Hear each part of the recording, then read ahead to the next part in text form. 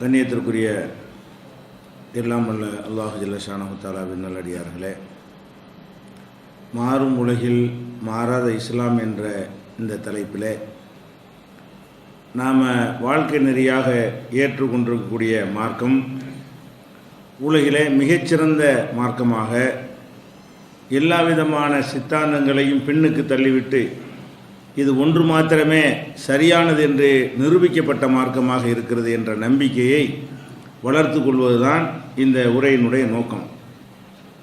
அந்த அடிப்படையில் இஸ்லாத்தினுடைய எந்த விஷயங்களை மற்றவர்கள் விமர்சனம் செய்தாலும் அந்த விமர்சனங்களில் தான் குறை இருக்குமே தவிர இஸ்லாத்தில் ஒரு குறையும் காண முடியாது என்பதற்கு சான்றாக முதலாவதாக பெண்களுடைய ஆடை ஒழுங்குகளை பற்றி ஒரு செய்தியை ஓரளவுக்கு நேற்று பார்த்தோம்.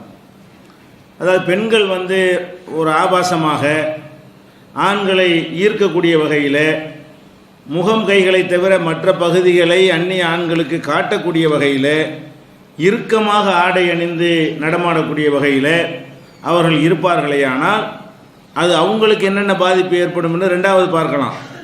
ஆண்களுக்கு பாதிப்பு, முதலாவது பிரச்சனை என்ன, அதனால் ஆண்கள் பாதிக்கப்படுகிறார்கள் என்பதை மருத்துவ ரீதியாக, விஞ்ஞான ரீதியாக, அனுபவ ரீதியாக சில காரணங்களை, சான்றுகளை எல்லாம் நம்ம எடுத்து வைத்தோம். அதனுடைய தொடர்ச்சியாக இன்னொரு விஷயத்தையும் இன்றைக்கு ஆய்வு செய்து கண்டுபிடித்திருக்கிறார்கள். இங்கிலாந்தில், உலகத்தில் இங்கிலாந்து நாட்டில், அதாவது புரோஸ்டேட்ங்கிற ஒரு கேன்சர், புரோஸ்டேட்னு சொன்னால் ஆணுடைய உறுப்பு எங்கே ஸ்டார்ட் ஆகுது அந்த இடத்துல உள்ள ஒரு சுரப்பி இருக்கும், அந்த இடத்தில் ஒரு கேன்சர் வரும். அந்த இடத்துல ஒரு புற்றுநோய் என்ன செய்ய, ஒரு கட்டி மாதிரி வரும், அது கேன்சராக மாறிடும். இந்த மாதிரி நோய் உலகத்தில் இங்கிலாந்தில் அதிகமாக இருக்குது. அப்போ இங்கிலாந்து எந்த அளவுக்கு இருக்குது என்று சொன்னால் அதனுடைய புள்ளி விவரம் வருடத்திற்கு 35,000 பேருக்கு வருது. அது கேன்சருங்கிறது ரொம்ப அரிதாக வரக்கூடியது, இந்த ரேஞ்சிலெலாம் வராது. அப்போ வருடத்திற்கு 35,000 பேருக்கு வருது அந்த நோய். வருடத்திற்கு அந்த நோயினால் 10,000 பேர் இறந்துடுறாங்க இங்கிலாந்தில். ஒரு நாட்டில், உலகத்தில் இல்லை, ஒரு நாட்டில் அந்த 35,000 பேருக்கு அந்த பாதிப்பு வருது. அப்போ ஆண்களுக்கு அந்த ஆண் உறுப்புடைய எந்த இடத்துல ஆண் உறுப்பு ஆரம்பிக்கிறது, உள்ள வயிற்றுக்கு உள்ள அந்த இடத்தில் ஒரு துவக்க இடத்துல அந்த சுரப்பியில் ஒரு கட்டி மாதிரி உருவாகி அது கேன்சராக மாறுகிறது. இது எப்படி வருது என்று சொன்னால் 30 வயதுக்கு மேற்பட்ட ஆண்களில் 35% பேருக்கு அங்கே வந்திருக்கு. 30 வயதுக்கு மேலே எடுத்துக்கிட்டோம்னா 35% அளவில் அந்த பாதிப்பு இருக்கிறது. 60 வயசுக்கு மேலே உள்ளவங்களாக இருந்தாங்கன்னு சொன்னால் 60% இருக்கிறது. 60 வயசுக்கு மேலே உள்ள ஆளை எடுத்துக்கிட்டோம்னு சொன்னால் 100க்கு 60 ஆளுக்கு இருக்குது. இந்த ரேஞ்சில் 60% இந்த நோயினால் அந்த நாட்டில் பாதிக்கப்படுறாங்க. அப்போ அந்த இங்கிலாந்து போன்ற மேற்கத்திய நாடுகளை பொறுத்த வரைக்கும் ஒரு சின்ன ஒரு விஷயமா இருந்தாலும் அதை பெருசாக உலகத்துக்கு பயப்படுவாங்க. உசூர் மேலே ரொம்ப ஆசை உள்ள நாடு அது. அவங்க சின்னதாக ஒரு 4 பேர் காய்ச்சல் வந்துருச்சுன்னா விட மாட்டாங்க. ஏன் வருது, எதுக்கு வருது, இவனுக்கு ஏன் வருது, அவனுக்கு ஏன் வரல, இப்படியே போட்டு என்ன செய்வாங்க, உயிர் வாழ்வதற்கு ரொம்ப ஆசைப்படக்கூடியவர்களாக இருப்பார்கள். ஆனால் சரியான வழி வேறு இடத்துல இருந்து அதை கண்டுபிடிக்க மாட்டாங்க. அது மாதிரி உள்ள அமைப்பில் என்ன செய்கிறான், இது என்னடா இப்படி இவ்வளவு மக்கள் இந்த மாதிரி இந்த நோயினால் இதனால் என்ன ஏற்படும் கேட்டால், அந்த ஆண் உறுப்பு துவங்குற இடத்துல அந்த கேன்சர் வரும் பொழுது ஒரு அளவுக்கு அது கொஞ்சம் பெருசான பிறகு அந்த ஆண்மையை கொஞ்சம் குறைச்சிக்கிட்டே வரும். அந்த சைஸ் வளர வளர வளர என்னவாயிரும்னா ஆண் உறுப்புடைய அந்த அந்த ஆண்மையை குறைத்து கொண்டே ஒரு கட்டத்தில் இல்லாமல் வைக்கப்படும். ஒரு கட்டத்தில் என்ன செஞ்சிடறேன், அந்த அந்த ஆண்மை இற்றவனாக அந்த மனிதன் மாறி விடுகிறான். 35லையும் மாறக்கூடியவன் இருக்கிறான். அது 30 வயசுக்கு மேலே, 60 வயசுக்கு மேலே நிறைய பேர் நினைச்சிடுறாங்க, இது மாதிரி மாறி விடுது, 60% மாறி விடுகிறார்கள். அப்போ இது என்னடான்னு சொல்லி என்ன செய்கிறான், சரி நம்ம நாட்டில் உலகம் பூரா இப்படி தான் இருக்கான்னு தேடுவோம், இங்கிலாந்தில் இருக்கிற மாதிரி தான் எல்லா பக்கமும் இருக்குதான்னு சொல்லி ஒவ்வொரு நாடாக ஆய்வு பண்ணுறான். ஆய்வு பண்ணான்னு சொன்னால் எங்கெல்லாம் இந்த பொதுவாக மேற்கத்திய கலாச்சாரம் உள்ள நாடுகளில் எல்லாம் இது கொஞ்சம் ஜாஸ்தியாக இருக்கிறது. ஓரளவு இங்கிலாந்து அளவுக்கு இல்லாட்டாலும் இருக்குது, அங்கெல்லாம் இருக்கிறது. அமெரிக்கா அந்த மாதிரி நாடுகள்லாம் இருக்கிறது. அப்போ அரபு நாடு பக்கம் போய் ஆய்வு பண்ணுறான், அங்கெல்லாம் இருக்குதான்னு கேட்டான். அங்கே இல்லவே இல்லை, இந்த நோய் அங்கே இல்லவே இல்லை. அப்போ என்ன பண்ணுறாங்க, ஆரம்பத்தில் இதுக்கு என்ன காரணமாக இருக்கு, அந்த பாலைவனத்தில் இருக்கிற வெப்பம் காரணமாக இருக்குமோ, பேரிச்சம்பழம் காரணமாக இருக்குமோ, அவன் நினைக்கிறான். அதானே அவன் வாங்க முடியும், நம்ம நாட்டில் மட்டும் இருக்கு, அந்த நாட்டில் இருக்கலன்னு சொன்னால் தட்பவெப்பம், அது கிளைமேட்டு, உணவு, இந்த மாதிரியான ஒரு காரணத்தினால அவங்களுக்கு வராமல் இருக்குமோ, நமக்கு விட்டு வருதோ அப்படின்னு சொல்லி என்ன செஞ்சாங்க, ஆரம்பத்தில் அப்படி தான் கருதுனாங்க. அப்புறம் வந்து இன்னும் உள்ள நுழைந்து வேறு வேறு காரணங்களை வச்சு ஆராய்ச்சி பண்ணி பார்க்கும் பொழுது அது காரணம் கிடையாது என்று சொல்லி என்ன கண்டுபிடிக்கிறான்னு சொன்னால், ஒரு விதமான ஒரு ஹார்மோன், இந்த மாதிரி ஆபாசமான ஆடைகளை ஆபாசமான வகையில் பெண்களை பார்க்க பார்க்க அதில் ஒரு விதமான ஹார்மோன் வந்து சுரக்கிறதாம். அடிக்கடி அந்த பார்க்கும் பொழுது என்ன செய்கிறது, ஒரு விதமான மூளையில் ஹார்மோன் சுரப்பி ஏற்பட்டு அதனுடைய தாக்கம் எங்கே ஏற்படுதுன்னு கேட்டால் அந்த ஆணுறுப்பு, அதுதான் முக்கியமாக காரணமாக இருக்குது. அந்த இடத்துல வந்து வேகமாக அந்த கேன்சர் அதானே, கேன்சர் என்று சொன்னாலேயே செல்கள் வேகமாக வளரும், அதுதான் கேன்சருமா. எங்கெல்லாம் செல்லு வந்து தாறுமாறாக வளர்கிறதோ அதையெல்லாம் கேன்சர்னு சொல்லிடுவான். ஒரு இடத்துல கட்டினா அது மெதுவாக வளரணும், அணுக்கள் சரசரன்னு அது பாட்டு வளர்ந்துன்னு சொன்னால் அதை வந்து கேன்சர்னு என்ன செய்யறான், வகைப்படுத்தி வைக்கிறான். அப்போ இவன் எந்த இடத்துல அந்த மாதிரி பெண்களை ஆபாசமாக கவர்ச்சிகரமாக பெண்கள் போகும்போது பார்த்து பார்த்து ரசிக்கிறான் பாருங்க, ரசிக்க ரசிக்க அதனுடைய தாக்கம் எங்கே ஏற்படும், அவனுடைய இன உறுப்பில் தான் ஏற்படும். அப்படி ஏற்படக்கூடிய நேரத்தில் அந்த இடத்தில் ஒரு அழுத்தம் ஏற்பட்டு அதன் காரணமாகத்தான் அந்த இடத்துல என்ன செய்கிறது, கட்டி ஏற்படுகிறது, அதுதான் கேன்சராக மாறுகிறது என்று இப்போ ஆராய்ச்சி பண்ணி என்ன செய்யறான், அது கண்டுபிடிக்கிறான்.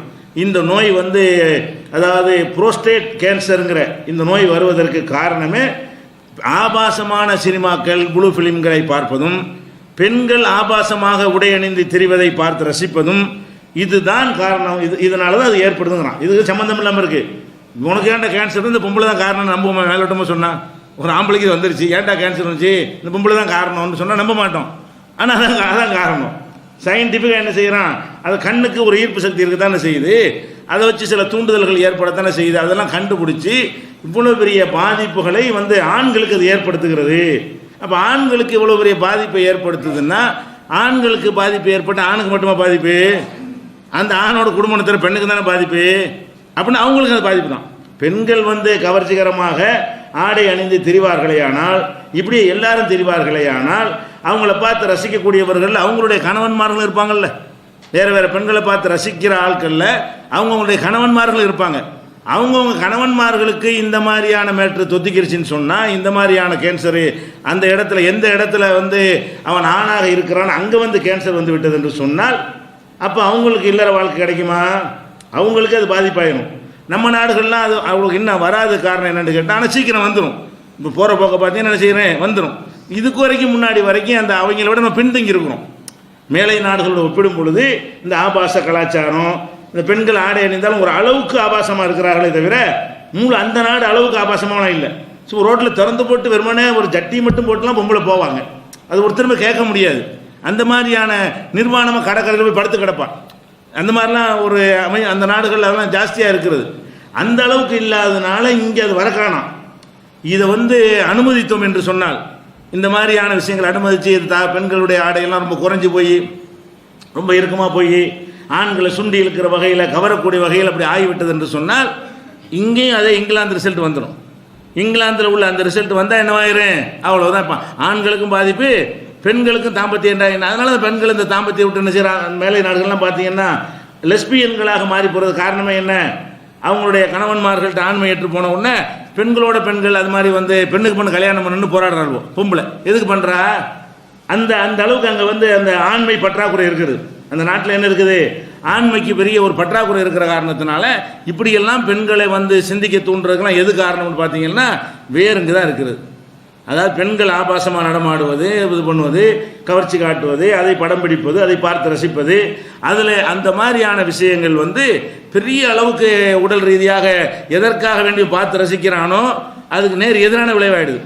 எதுக்கு பார்த்து ரசிக்கிறான், அது அந்த மாதிரியான ஒரு ஆசை அதிகரிக்க நினச்சிக்கிட்டு அவன் ரசிக்கிறான்.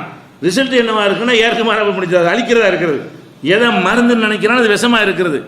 எதை வந்து எதை ஆசைப்பட்டு செய்கிறானோ அதுக்கு எதிரான ரிசல்ட்டை இது தருகிறது.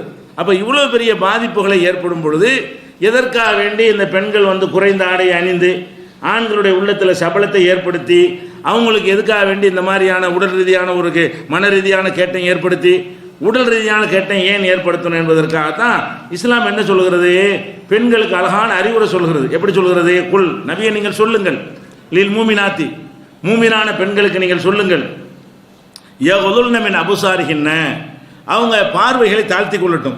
அவங்க முகங்கையே வெளியே தெரியலான்னு வச்சிருக்கிறமே தவிர, அனுமதி இருக்கே தவிர பார்வை இப்படி தெரிய தேவையில்லை. யகுதுல்ன மின் அபுசாரிஹின்ன அவங்களுடைய பார்வைகளை தாழ்த்தி கொள்ள வேண்டும். ஒயஹஃபல்ன ஃபுரூஜஹுன்ன, அவங்களுடைய கற்பை காத்து கொள்ள வேண்டும். ஒலா யுபதீன ஸீனத்தஹுன்ன, அவங்களுடைய அலங்காரத்தை அவர்கள் வெளிப்படுத்தக்கூடாது. இல்லாமல் அஹரமின்ஹா, வெளிப்படையாக தெரியக்கூடிய அந்த ஆடையால் ஏற்படுற ஒரு அலங்காரம் இருக்க, அதை தவிர என்ன இருந்தால் ஒரு ஆடைக்கு ஒரு அலங்காரம் தான் செய்யுது, அதை தவிர ஒரு புர்காவை போட்டாலும் அது ஒரு அழகாக தானே இருக்குது. அந்த மாதிரி வெளிப்படுவதை தவிர மற்ற அலங்காரங்களை எல்லாம் என்ன செய்யணுங்க, காட்டக்கூடாது. ஒலா யுபதீன ஸீனத்தஹுன்ன இல்லாலி பவுலத்திஹின்ன, வரிசை அல்லாஹ் சொல்கிறான். அவங்களுடைய கணவன்மார்கள், அவ் ஆபாயிகின்ன, அவங்களை பெற்ற தகப்பன்கள், அவ் ஆபாய் பௌலத்திகின்ன, கணவனுடைய தகப்பன்மார்கள் மாமனார்கள், அது மாதிரி அபுநாயிகின்ன, அவங்க பெற்ற புதல்வர்கள் ஆம்பளை பிள்ளைங்க, அவ் அபுநாய் பௌலத்திகின்ன, கணவனுக்கு வேற மனைவி மூலமாக பிறந்த ஆம்பளை பிள்ளைங்க, அவ் இஹ்வானிகின்ன, அந்த பெண்களோடு கூட பிறந்த ஆண்கள் சகோதரர்கள், அவ் பனி இஹ்வானிகின்ன, சகோதரர்களுடைய மகன்கள், அவ் பனி அகவாத்திகின்ன, சகோதரிகளின் மகன்கள், அவ் நிசாயிகின்ன, அவர்களைப் போல இதர பெண்கள், இவங்க மத்தியிலே தவிர மற்ற இடத்துல அலங்கரிச்சிட்டு போகாதீங்க. அல்ல என்ன சொல்றான், புருஷன் முன்னாடி அலங்கரிச்சிட்டு தப்பு கிடையாது, அப்பனுக்கு முன்னாடி அலங்கரிச்சுன்னு இல்லை தப்பு கிடையாது, பெத்த பிள்ளைக்கு முன்னாடி, பிள்ளையுடைய பிள்ளைக்கு முன்னாடி, அண்ணனுக்கு முன்னாடி, அண்ணன் பிள்ளைக்கு முன்னாடி, அக்காவுக்கு முன்னாடி, அக்காவுடைய பிள்ளைக்கு முன்னாடி, இந்த மாதிரியான உறவுகளுக்கு மத்தியில் நீங்கள் என்ன செய்யலாம், அலங்காரமாக நகை நட்டை போட்டுக்கிறங்க, லிப்ஸ்டிக் கூட போட்டுக்கிறங்க, மேக்கப் அடிச்சுக்கிறங்க, கொஞ்சம் முன்ன பின்ன ஆடைகளை கொஞ்சம் இருந்தாலும் பரவாயில்லைங்கிறவங்க என்ன செய்யுங்க, அலங்காரத்தை வெளிப்படுத்திக் கொள்ளுங்கள். அல்லது அவுமாமலகு தைமான் அடிமைகள்னு சொன்னால் அடிமை அந்த காலத்தில் இல்லை. அபி தாபியின் கைலி ஊரில் 20 ரிஜால், அல்லது ஆண்களில் இந்த மாதிரி உணர்வுகள் அத்து போய் ஒரு 90-95 இருப்பாங்கள்ல, அந்த மாதிரி ஆளுக்கு இப்போ 65 நம்ப முடியாது வழங்குதா, அதுதான் அந்த சொல்கிறேன். அதாவது இந்த மாதிரியான ஆசை அறுபட்டு போன ஆண்கள் முன்னாடி வேணா இருந்துட்டு போங்க, சரியான தள்ளாத தாத்தாவாக இருக்காரு, தாத்தான படுகளவனாக இருக்கிறாரு, அந்த மாதிரியா பார்த்தாலே அவருக்கு அந்த மாதிரிலாம் இருக்காது, இந்த மாதிரியான உணர்வு இருக்காது என்று எந்த தாத்தாக்களை பற்றி நமக்கு தெரியுமோ அந்த மாதிரி தாத்தாக்கள் இருந்தாங்கன்னா அலங்கரிச்சுட்டு தப்பு இல்லை. இவங்க அலங்கரிக்கிறதுனால அவருக்கு என்ன செய்யாது, அது மாதிரியான எந்த ஒரு ஹார்மோனும் சுரக்காது, விஞ்ஞான ரீதியாகவும் சுரக்காது, உடல் ரீதியாகவும் சுரக்காது. அப்படி ஒன்று. அல்லது அவை திஃபிலில்லதீன் லம் யல்ஹரு அலா அவ்ராத்தின் நிசாய், பெண்களுடைய மறைவிடங்களை பற்றி எல்லாம் அந்த அறிந்து கொள்ள மாட்டார்களே, அந்த மாதிரி பருவத்தில் உள்ள சிறுவர்கள், சின்ன பிள்ளைங்களா இருக்கிறாங்க, ஆண் பெண்ணுடைய பேதமெல்லாம் வழங்காது, அந்த மாதிரி இருக்கக்கூடிய பிள்ளைங்களுக்கு முன்னாடி அலங்கரிச்சிருந்த தப்பா, அதெல்லாம் தப்பு இல்லை. அதே மாதிரி இப்படியெல்லாம் இவங்களை தவிர மற்றவங்க மத்தியில் நீங்கள் அலங்காரத்தை வெளிப்படுத்தாதீங்கன்னு நல்ல ஒரே ஆர்டரை போட்டுடலாம். இவங்களுக்கெல்லாம் அந்த அந்த ஏற்படாது. இந்த மாதிரி இந்த ஹார்மோன் சுரந்து இந்த மாதிரி பல பிரச்சனைகள் ஏற்படு பாருங்க. ஒரு தகப்பனுக்கு மகளை பார்த்து ஏற்படுமா, அண்ணனுக்கு தங்கச்சி பார்த்து காட்டு மிராண்டி இருப்பான், அது ஒரு விஷயம். பொதுவாக நாகரீகமுள்ள நல்ல மனிதர்களுக்கு மத்தியில் என்ன செய்யாது, அப்படி ஏற்படாது. அப்போ அந்த மாதிரியான ஒரு ஆர்டரை எல்லாம் போட்டு என்ன செய்கிறான், இதுக்குன்னா தீர்வு சொல்கிறான். எதை மாற்றணும், இப்போ இவங்க எல்லாம் கண்டுபிடிச்சி இது மாற்றணுமா, நம்ம இது பிற்போக்குங்கிறான், இது சரியில்லைங்கிறான், எங்கள் சுதந்திரத்தை பறிக்குதுன்னு ஒரு பக்கம் சொல்கிறான், இன்னொரு பக்கம் என்ன செய்கிறான், ஆண்மை போக்குதுங்கிறான், பெரிய பெரிய இப்போ மன சிதைவுக்கு ஆளாகிறாங்கன்னு சொல்கிறான். இப்படி பலவிதமான கேன்சரே உண்டாகுதுங்கிற அளவுக்கு இது பாரதூரமான விஷயம்னு சொல்கிறான். இப்படியெல்லாம் இன்னொரு பக்கம் கண்டுபிடிச்சிக்கிட்டு இருக்கும் பொழுது எது கரெக்டு, அப்போ இஸ்லாம் சொல்லக்கூடிய நோக்கி அவர்களை திரும்புவது தான் கரெக்டு என்பதை இதிலிருந்து பார்க்குறோம். அதே நேரத்தில் நம்ம என்ன தான் சொன்னாலும், அவன் பொம்பளைகளுக்கு சொன்னாலும் நம்ம யார் இந்த இஸ்லாத்தை ஏற்றுக்கொண்டாங்களோ அவங்க தான் இப்படி இருப்பாங்க, மற்றவங்க அவங்க அப்படி தான் போயிட்டுருப்பாங்க. அவங்களால் நம்ம ஆண்களுக்கு பாதிப்பு வரத்தானே செய்யும். அதான் ஆண்கள் பாதிப்புனா ஒரு அரபு நாடு மாதிரி எல்லாரும் அதே மாதிரி நடந்துட்டாங்கன்னு சொன்னால் பிரச்சனை இல்லை. நம்ம நம்ம இந்த இஸ்லாத்தை ஏற்றுக்கொண்டு இந்த கட்டுப்பாடுகளை புரிந்து கொண்டு நடக்கக்கூடிய அப்படி நடந்தாலும் வேறு ஆட்களை நீங்கள் பார்ப்பீங்களே, அப்போ இதே மாதிரியான ரிசல்ட் அந்த அதிக அளவு இல்லாட்டாலும் குறைந்த அளவுக்கு ஏற்படத்தானே செய்யும் என்பதற்காக அதுக்கு நல்லா என்ன செய்கிறான், ஒரு ஆர்டர் போடுறான். புல்லில் மூமினான ஆம்பளைங்களுக்கு சொல்லுங்க நபியே அப்படின்னு சிலது இருக்கும், ஆண்களுக்கு சொல்லுங்கள் எவ்வளவும் இனப்புசாரியும், நீங்கள் பார்வையை தாழ்த்திருங்க, உங்களுக்கு பெரிய விஷயத்தை உண்டாக்கி போடும். நீங்கள் இந்த மாதிரி ஆபாசமாக நடந்து போனாங்கன்னு சொன்னால் நீங்கள் செய்வீங்க, அதை போய் பார்க்காதீங்க, பார்வையை தாழ்த்தி கொண்டு உங்கள்ட்ட கற்பை காத்துக்கொள்ளுங்கள். லாலிக்கு அஸ்காலகும், இதுதான் அவர்களுக்கு தூய்மையானது பரிசுத்தமானது. அஸ்காங்கிறது நோய் நொடி ஏற்றதுங்கிற அர்த்தத்துக்கும் சொல்லப்படும். இப்போ இந்த கண்டுபிடிக்கிறதெல்லாம் வச்சு பார்த்தா இது பயங்கரமாக ரொம்ப கரெக்டான முறையில் அமைஞ்சிருக்கிறது, உங்களுக்கு ரொம்ப ஆரோக்கியத்தை தரக்கூடியது. இல்லைன்னா உங்களுக்கு ஆரோக்கியத்தை தான் கேடு ஏற்படும். இன்னல்லாஹ் கபீரும் பிமா யஸ்னவும், அதோடு உன்னை சேர்த்துக்கிறான்ல, நான் பார்த்துட்டு இருக்கேன், ஞாபகத்தில் வச்சுக்க. பார்வையை தாழ்த்த முடியலையேன்ட்டு உனக்கு உன்னை மீறு மாதிரி வந்தால் என்ன செஞ்சுக்க, இப்படி என்ன நினச்சி பாரு, நான் ஒருத்தன் பார்த்துட்டு இருக்கிறேன், உன்னை படைச்ச இறைவனாகிய அல்லாஹ்வாகிய நான் உன்னை பார்த்து கொண்டிருக்கிறேன் என்பதை ஆபத்தில் வச்சுக்கிறேன். என்ன செய்யறான், அது இந்த இடத்துல வைக்க வேண்டிய இருக்கிற நான் நச்சுன்னு வச்சிடறான் அல்ல. அப்போ நம்மளை பார்வையை தாழ்த்த சொல்கிறான். அப்படி தாழ்த்த முடியாத அளவுக்கு ஒரு எல்லை மீறுற நிலை ஏற்படுமே ஆனால் உடனே என்ன செய்யணும், அல்லா பார்த்துட்டு இருக்கான், இது அல்லாவுக்கு தெரியும்ல, பார்க்குறான்ல, நம்ம ஏன் அப்படி நடக்குன்னு நினச்சி பார்த்து தன்னால் பார்வை தாழ்ந்துடும். அந்த ஒரு அறிவுரை அல்லாஹ் சொல்லி என்ன செய்கிறான், வழி நடத்துகிறான். இப்போ நமக்கு எது சரின்னு விளங்குறது, இந்த மேற்கத்திய உலகம் கண்டுபிடித்திருக்கிற இந்த ஆடை கலாச்சாரத்தை விட முஸ்லீம் அல்லாத மக்கள் கடைபிடிக்கிற, பெண்கள் கடைபிடிக்கிற ஆடை கலாச்சாரத்தை விட முஸ்லீம் பெண்கள் கடைபிடிக்கிற ஒரு ஆடை கலாச்சாரம் சிறந்தது. இது விளங்கு எதனால், ஆண்களை பாதுகாக்கிறது. அப்போ நம்மளை பாதுகாக்கும் நம்ம கட்டுப்பாடு விதிக்கிற தப்பு கிடையாது, நம்மளை தானே பாதிக்கிறது. அப்போ ஆண்களை அது பாதிக்கக்கூடிய வகையில் இருக்கிறது என்பது ஒரு விஷயம். இரண்டாவது என்ன, நீங்கள் உலகத்தில் என்ன பார்க்குறீங்க, எங்கே பார்த்தாலும் கற்பழிப்பு, அந்த மாதிரியான பெண்களை அந்த மாதிரி பாலியல் கொடுமைக்கு ஆளாக்குறது, அவங்கள கொலை பண்ணுறது, ஒரு பெண்ணை 7-8 பேர் மிருகங்கள் மாதிரி சேர்ந்து என்ன செய்கிறது, ஒரு நேரத்தில் அவங்கள சீரழித்து நாசமாக்கிட்டு என்ன செய்கிறது, அவங்கள கொண்டு இந்த மாதிரி சம்பவங்கள் தாறுமாறாக இப்போ நடக்குது. நம்ம நாட்டில் இந்தியாவில் எடுத்துக்கொண்டீர்களே, ஆனால் உலகம் பூரா நடந்துகிட்டு இருக்கிறது. இந்த மீடியாக்கள் ஊடகங்கள்லாம் அவ்வளோ இல்லை, லைவ் பண்ணக்கூடியவன் இது நடந்துக்கிட்டே தான் இருக்குது காலத்துக்கு. எப்போலாம் இந்த ஆடை கலாச்சாரம் உங்கள்கிட்ட ஒரு அறகுறை ஆபாசம் இருக்கிறதோ அப்போலாம் நடக்கத்தான் செய்யும். ஆண் பெண்ணு தனித்திருந்தால் நடக்கும், பெண்கள் கண்ட இடத்துல சுத்தனா நடக்கும். இது ஆதி காலத்தில் நடந்து கொண்டு தான் இருக்கிறது. அப்போவெல்லாம் என்ன செய்யாது, மெட்ராஸில் நடந்தது மெட்ராஸோடு முடிஞ்சு போயிடும். ஒரு கிராமத்தில் இருந்தால் கிராமத்துக்கு தெரியும், அடுத்த 5 கிலோமீட்டர் உள்ள ஊருக்கு தெரியாது. அப்படி இருந்ததுனால அது அவ்வளோ அதிகம்னு நம்ம தெரியலை. ஆனால் இப்போ என்ன ஆயிடுச்சு, ஒரு சின்ன கிராமத்தில் நடந்தால் அம்பு டிவியும் போயிடுறாங்க. அங்கே உட்காந்து லைவ் எடுத்துக்கிட்டு 10 பேர் உட்கார வச்சுக்கிட்டு அவன் விவாதம் பண்ணி என்ன செய்யறான், அந்த ஒரு சின்ன கிராமத்தில் நடந்ததை உலகம் பூரா அப்படி கொண்டு போயிடறான், இந்தியா பூரா கொண்டு போயிடறான். அப்படிலாம் போகிறதுனால கொஞ்சம் ஜாஸ்தியாக தெரிகிறது. ஆனால் எப்பவுமே நடந்து கொண்டு இருக்கிறது. இது இன்றைக்கு நடக்கிறது, நேற்று நடக்கிறது, இதுக்கு முந்தைய நடக்கிறது. மீடியாக்களுடைய பப்ளிசிட்டியின் காரணமாக ரொம்ப அதிகமாக தெரிகிறதாக இருக்கிறது வைங்களேன். ஆனால் நடந்து கொண்டு தான் இருக்குது, நடக்கும். அப்போ இந்த மாதிரி அதிகமான ஆபாசங்கள் நடந்து என்ன மாதிரிலாம் நடக்குது, கற்பனை செய்து பார்க்க முடியாத வகையிலெல்லாம் நடக்கிறது. அதாவது ஆசிரியராக இருக்கிறவர் மாணவிகள்கிட்ட அப்படி நடக்கிற காட்சியை பார்க்குறோம். ஆசிரியையாக இருக்கக்கூடிய ஒரு பெண்ணை மாணவன் ஓட்டிகிட்டு போயிடுறான், அந்த மாதிரியான சம்பவங்களும் வரக்கூடிய காட்சியை பார்க்குறோம். இப்படியெல்லாம் இந்த ஆண் பெண் மேட்டரில் என்ன செய்கிறது, ரொம்ப ஒரு பாலியல் ரொம்ப சீரழிஞ்சு போயிட்டுருக்குது. ஒழுக்க கேடுகள் அதிகரித்து வருகிறது. அப்போ இதுக்கெல்லாம் என்ன காரணம்னு இப்போ ஆய்வு செஞ்சு பார்த்தால் அதுக்கு இப்போ என்ன அதிக சரியான அறிவாளிகளுக்கு என்ன தோணுகிறது என்று சொன்னால், பெண்களுடைய ஆடை முக்கியமான காரணமாக இருக்கிறது. பெண்கள் இந்த மாதிரி எங்கெல்லாம் இந்த மாதிரி வன்கொடுமை நடக்குதுன்னு சொல்கிறாங்களோ அதில் மிக அதிக அளவில் எதனால் நடக்குதுன்னு பார்த்து, இது எல்லாமே நடக்கும். அலங்காரமாக இல்லாட்டாலும் வீட்டில் அடைச்சிக்கிட்டு பூட்டிகிட்டு இருந்தாலும் உடைச்சிட்டு போய் செய்கிறவனு இருக்கிறான். அது ரொம்ப எக்ஸ்ட்ரீமாக உள்ள மிருகங்கள் கொஞ்சம் பேர் இருப்பான். ஆனால் அதிகமாக எதனால் நடக்குதுன்னு பார்த்தீங்கன்னு சொன்னால் இதனால தான் நடக்கிறது. இதனால் இவங்க ஒரு போகும்போது ஒரு மாதிரியாக போகிறாங்களா, பார்த்தோன்னு ஆசை வருதா, சுற்றி கித்தி பார்க்குறான், உத்தரவு இல்லை, சந்தர்ப்பம் நல்லா இருக்குது, ட்ரெயினில் போயிட்டுருக்குறாங்க, ஒரு பொம்பளை தான் இருக்கிறா, இவனு இருக்கிறான், அந்த பொம்பளுடைய ஆடையை என்ன செய்கிறது, இவனை தூண்டுற மாதிரி இருக்கிறது, ட்ரெயினில் வேலையை முடிச்சு போகிறான், அவ்வளோதானே, யார் பார்க்க போகிறா, வேறு உத்தரமே இல்லை. அப்போ அந்த மாதிரியான சந்தர்ப்பங்கள் பார்த்து ரசிக்கிறோட சும்மா நின்றுவான். இப்போ சூழ்நிலை பொதுவான பகல் நேரம் மக்கள் நடமாடுற இடம், அந்த மாதிரியான கேமரா வச்சுக்கிற இடம், அது மாதிரிலாம் இருந்தால் ஒழுங்காக நடந்துருவான்.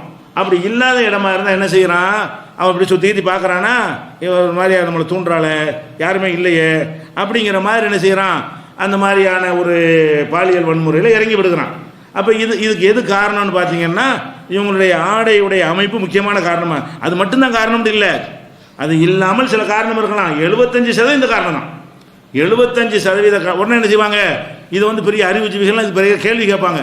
ஆடை தான் காரணம் என்கிறீர்கள், கவர்ச்சியான ஆடை தான் காரணம் என்கிறீர்கள், கிளவியை கற்பழிக்கிறான் அதுக்கு என்ன காரணம், சிறுமியை கற்பழிக்கிறான் என்ன காரணம்னு பெரிய தத்துவமாக என்ன செய்வாங்க. அதனால என்ன செய்ய தேவையில்லை, ஆடை ஒரு மேட்ரு கிடையாது. சிறுமி என்ன கவர்ச்சி இருக்கு அவள்கிட்ட, கிளவிட்டு என்ன கவர்ச்சி இருக்கு, அவள் என்ன ட்ரெஸ் போட்டு போனா, எதை பார்த்து அவன் செஞ்சான், அப்படிங்கிற மாதிரி என்ன செய்கிறாங்க, பெரிய கேள்வி கேட்டோம். இதான் பதில். இப்படிலாம் செய்யலாமான்னு கேட்டால் ஆடை தான் காரணம்னா, இந்த மகளிர், இந்த அறிவுஜீவிங்கிற விஷக்கிருமி எல்லாரும் ஒரே வாதம் தான் வச்சுக்கிறாங்க. என்ன வாதம் அப்படின்னா, சிறுமிகளை கற்பழிக்கிறது இல்லையா, கிளவியை கற்பழிக்கிறது இல்லை, ஆடை தான் காரணமா அப்படிங்கிற மாதிரி இருக்குது. இது முதல்ல இந்த வாதமே ஒரு கிறுக்குத்தனமான ஒரு பைத்தியகாரத்தனமான வாதங்களையும் கொள்ள வேண்டும். என்ன சொல்லுவாங்க, இந்த புகையிலையெல்லாம் பிடிச்சி புகையிலை பயன்படுத்தினால் கேன்சர் வரும்னு சொல்லுவான். அப்போ இன்னொரு என்ன செய்யறது, இந்த எங்கள் வீட்டு பக்கத்தில் ஒருத்தர் புகையிலை பிடிச்சி போட்டார், அவர் கேன்சரே வரல அப்படின்னு சொன்னால் எல்லாரும் புகையிலை போடலான்னு அர்த்தமாயிருமா? புகையிலை போட்டு 50 பேருக்கு வர மாட்டேங்குதுல்ல, புகையிலையினால் கேன்சர் வருதுன்னு சொல்கிறான். ஆனால் என்ன செய்யறது, புகையில போட்டுக்கிட்டே இருந்து ஒருத்தன் கேன்சர் ஆகாமல் செத்து போயிருப்பான். வழங்குதா? அவனை உதாரணமாக காட்டி புகையில கேன்சர் வருதுங்கிறீங்க, இந்த புகையில போட்டார் வரலையா? இந்த எங்கள் வீட்டு பக்கத்தில் இன்னொருத்தர் புகையில போட மாட்டேன், அவருக்கே வந்துச்சு. எப்படி புகையில போட்டவனுக்கும் வரலையா, புகையில போடாதவருக்கும் வந்துருச்சான். அதனால தப்பு. அதனால எல்லாரும் புகையில போடணும்னு சொல்ல முடியுமா? புகையிலையினால் கேன்சர் வருதுன்னா வாய்ப்பு அதிகம்னு அர்த்தம். கேன்சர் 100 பேருக்கு வந்துச்சுன்னா 75 பேர் இதனால் வந்தவனா இருக்கிறான், 25 பேர் வேற வேற காரணத்தில் வந்திருப்பான். அப்போ என்ன காரணத்துக்கு நம்ம சொல்றோம்? இது ஜாஸ்திங்கிற அர்த்தத்தில் சொல்றோம். ஆடையினால தான் அதிகம் நடக்கிறது. நீங்க இன்னதான் பக்காவா புர்காவை போட்டுட்டு போனாலும் ஒரு மிருக ஜாதிக்காரன் இருந்தான்னு சொன்னா என்ன செய்யும்? அந்த மிருகமா வர்றவன்ட்டு எதுவும் ஒன்று, எந்த சட்டமும் அவனை தடுக்காது. சும்மா இருக்கிறவனு உசுப்புறது தானே மேட்ரு. இப்ப மேட்ரு என்ன? அவன் கெடனு கெட்டு போகணும்னு நினைச்சு வரமாட்டான். அந்த அவனை சும்மா போறவனை இழுத்து என்ற வாழ்ந்து கூப்பிடுற மாதிரி அந்த ஆடை இருந்தா என்ன செய்யும்? அதுதான் இப்ப டாபிக். அதுக்கு எது காரணமா இருக்கிறது? ஆடை தான் காரணமா இருக்குது. அப்ப ஆடைகளை இவர்கள் ஒரு ஒழுங்காக அணியாத காரணத்தினால்தான் அதிகமாக என்ன செய்யறாங்க, அந்த பெண்கள் பாதிப்பு உள்ளாகிறார்கள் என்பதுதான் யதார்த்த கண்ணுக்கு தெரிகிற உண்மை. இந்த உண்மையை மறைக்கிறதுக்கு என்ன வாதம் வைக்கிறாங்க? இந்த ஒரு வாதம் தான் அவங்கள்ட்ட இருக்குது. எந்த வாதம்? அப்படின்னா ஆடை ஒழுங்கா அணிஞ்சவர்கள் கற்பழிக்கப்படவே இல்லையா, அவங்க பாலியலுக்கு உள்ளாக்கப்படவில்லையா அப்படிங்கிற ஒரு கேள்வியை கேட்டு இவங்களை அறிவாளிகளாம். ஒரு அறிவாளி இந்த மாதிரி ஒரு வாதத்தை வைக்கலாமா? வைக்க முடியாது. அப்போ படிப்பறிவு இல்லாத காரணத்தினால்தான் இப்படிலாம் ஒரு தப்பு செய்கிறான்னு ஒன்று சொன்னோன்னு வைங்களேன். படித்தவன் செய்கிறானே அப்படின்னு சொல்லிட்டு படிப்பு தேவையில்லைன்னு சொல்ல முடியுமா? படிக்காதனால ஒருத்தன் ஒரு தப்பு செய்கிறான்னு சொன்னால் படித்தவன்ல அந்த தப்பு செய்வான். அதுக்கு என்ன அர்த்தம்? படிக்காதவன் அதிகம் செய்வான்னு அர்த்தம்.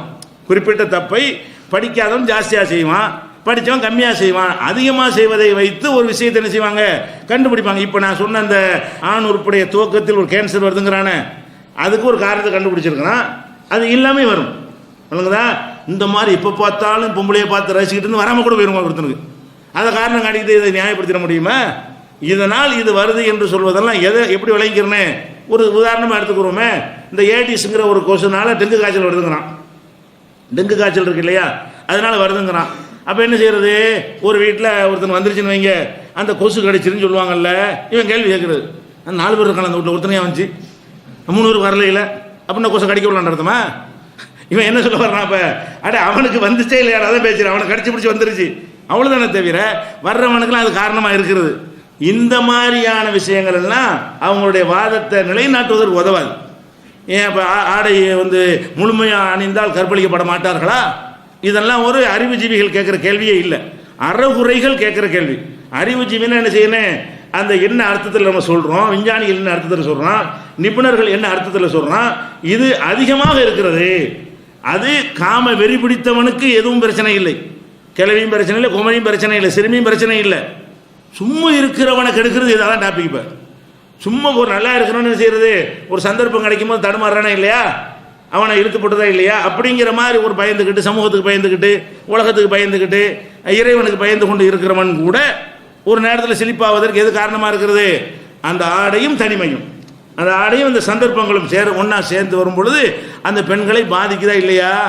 அது பாதிச்சா என்ன? பெண்களை பொறுத்தவரைக்கும் விளங்கி கொள்ளணும்னு இந்த கற்பழிப்பு பாலியல் வன்முறைன்னு சொல்கிறாங்களே, அதில் இறங்குனா அதோடு விட்டு போக மாட்டாங்க.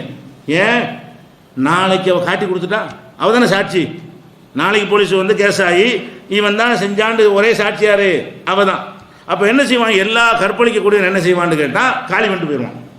இருந்தால் தானே சாட்சி சொல்ல முடியும், சாட்சி இல்லாமல் போயிடும். அப்போ ரெண்டும் நிரூபிக்கப்படாமல் போயிடும். சந்தேகத்தின் பலனை எதிரிக்கு கொடுத்து விடுதலை செய்கிறேன்றார் நீதிபதி. இதுதான் அதிகமான கேஸுகள் நடக்க போகிறது.